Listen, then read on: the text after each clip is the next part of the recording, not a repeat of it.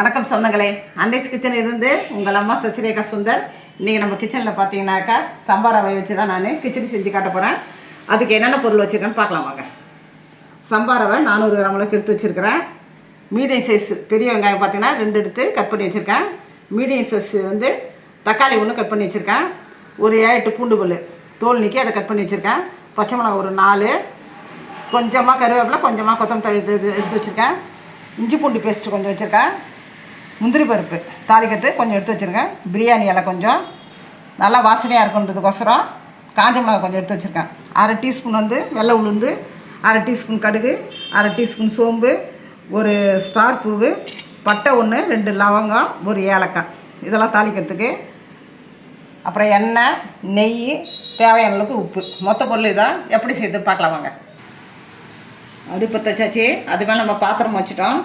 பாத்திரம் நல்லா காஞ்சி எடுத்து இப்போ இந்த ரவையை வறுக்கிறதுக்கு கொஞ்சமாக எண்ணெய் ஊற்றிக்கலாம்.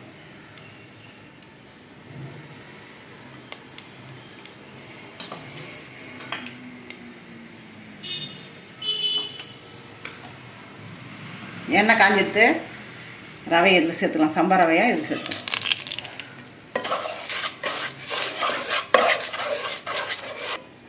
ரவையை வச்சுட்டோம்.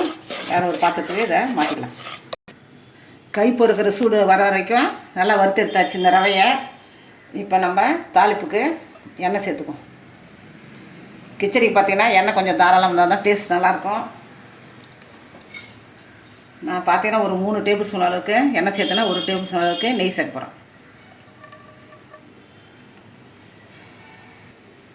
எண்ணெய் காஞ்சிட்டு இந்த பட்டை, லவங்கம், ஏலக்காய், கடுகு, உப்பு, சோம்பு, காஞ்ச மிளகாய் எடுத்து ஆட் பண்ணிக்கலாம்.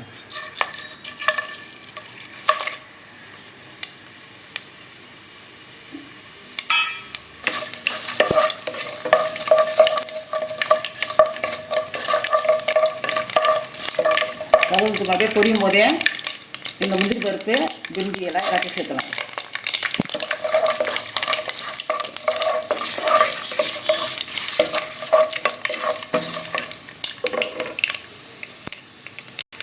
இப்போ பார்த்தீங்கன்னா கருவேப்பிலை ஆட் பண்ணிக்கலாம்.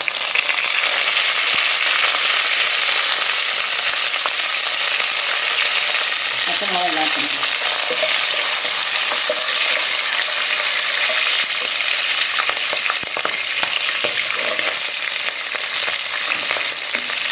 வெங்காயத்தை ஆட் பண்ணிக்கலாம்.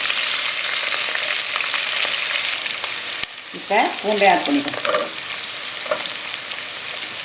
இது வதங்கும் போதே இஞ்சி பூண்டு பேஸ்ட் இதில் ஆட் பண்ணிக்கலாம்.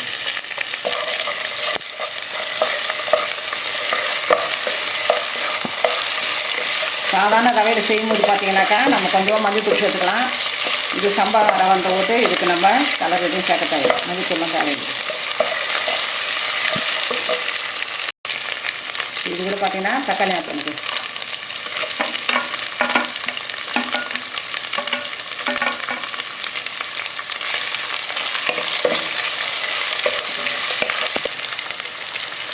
வெங்காயம், பூண்டு, தக்காளி எல்லாத்தையும் நல்லா வதக்கிட்டோம்.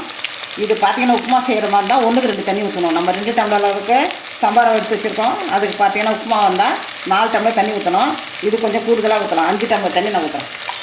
கொஞ்சம் வள இருந்தால் தான் நல்லாயிருக்கும் கிச்சடி.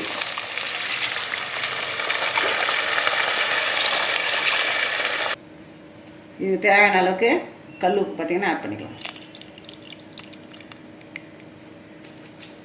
இப்போ நல்லா கலக்கியாச்சு. இதுக்கு ஒரு மூடி போட்டு நம்ம மூடி வச்சு நல்லா கொதி வந்ததும் இந்த சம்பா ரவையை இதில் ஆட் பண்ணணும்.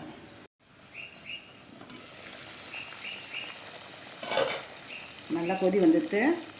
இப்போ நம்ம சம்பா ரவையை கொஞ்சம் கொஞ்சமாக போட்டு கிளற வேண்டியதான். மீடியம் ஃப்ளேமில் வச்சுக்கணும் அடுப்பை பார்த்தீங்கன்னா.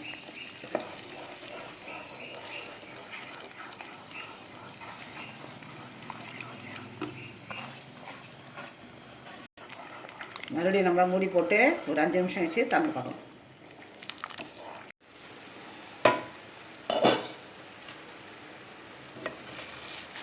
கிச்சடி பார்த்திங்கன்னா நல்லா வெந்து போச்சு.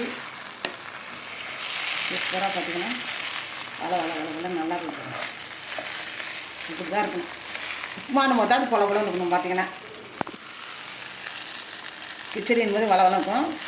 ரெடி ஆச்சு. நான் கேஸ் ஆஃப் பண்ணிட்டு வேறு ஒரு பிளேட்டுக்கு நான் மாற்றி காட்டுறேன் உங்களுக்கு.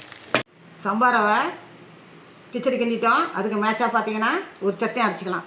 பொட்டுக்கடலை பார்த்தீங்கன்னா ஒரு 50 கிராம் எடுத்து வச்சுருக்கிறேன்.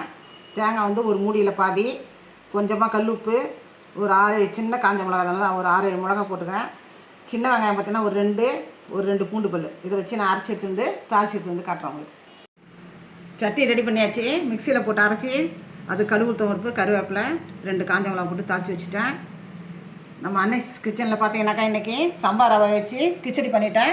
சூப்பராக வந்துடுது கிச்சடி. பார்த்தீங்கன்னாக்கா இதே மெத்தடில் நீங்கள் செஞ்சிங்கன்னா அருமையாக வரும். 1க்கு 2 தண்ணி வச்சு பொலன்னு ஆசைப்படுறவங்க பார்த்தீங்கன்னா 1க்கு 2 தண்ணி வச்சாலே போதும். நான் பார்த்தீங்கன்னாக்கா 2 டம்ளருக்கு வந்து 5 டம்ளர் அளவுக்கு தண்ணி வச்சேன். சூப்பராக வந்துடுது பாருங்கள். இதுக்கு நம்ம பச்சை பட்டாணி எடுத்து நைட்டில் ஊற வச்சு கூட அது ஒரு 2 விசில் வச்சு கொடுத்து இது கூட ஆட் பண்ணி நம்ம செய்யலாம். கேரட் இருந்தாலும் கேரட்டையும் ஆட் பண்ணி செய்யலாம். நீங்கள் வீட்டில் எது இருக்கோ நீங்கள் பார்த்தீங்கன்னா பட்டாணியோ கேரட்டோ நமக்கு என்னென்ன தேவையோ அதெல்லாம் இதை ஆட் பண்ணி செஞ்சால் இன்னும் சூப்பராக இருக்கும். பார்த்தீங்கன்னா இதே மெத்தடில் நீங்கள் செஞ்சு பார்த்து எனக்கு கமெண்ட்ஸில் சொல்லுங்கள். லைக் பண்ணுங்கள், ஷேர் பண்ணுங்கள், கமெண்ட் பண்ணுங்கள். மறக்காமல் என்னுடைய அன்னைஸ் கிச்சனுக்கு சப்ஸ்கிரைப் பண்ணுங்கள். தேங்க்யூ.